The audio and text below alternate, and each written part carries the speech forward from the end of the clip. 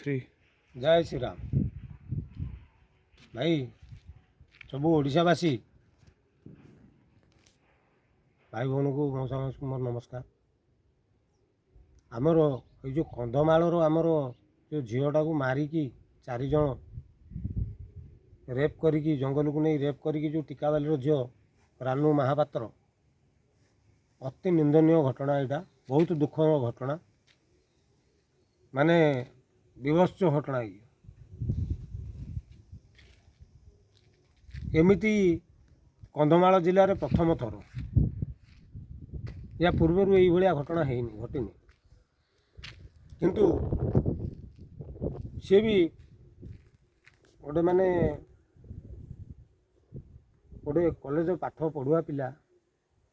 जदि सी सांगसाथी होगी डाकीदेले ये पलैला ताको एभलिया विभत्स हत्याकांड कर माने एटा समाज को बहुत खराब आड़ को गति करुँ से आमर तो आईन रे अच्छी रेप एंड मर्डर रे नाबालिका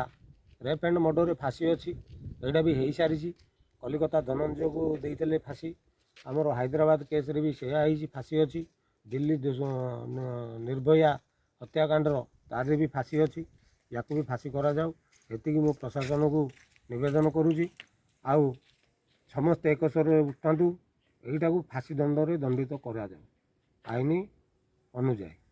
आगु हो आसी भी हवा दरकार एति कही रखुची। धन्यवाद। जय सीताराम।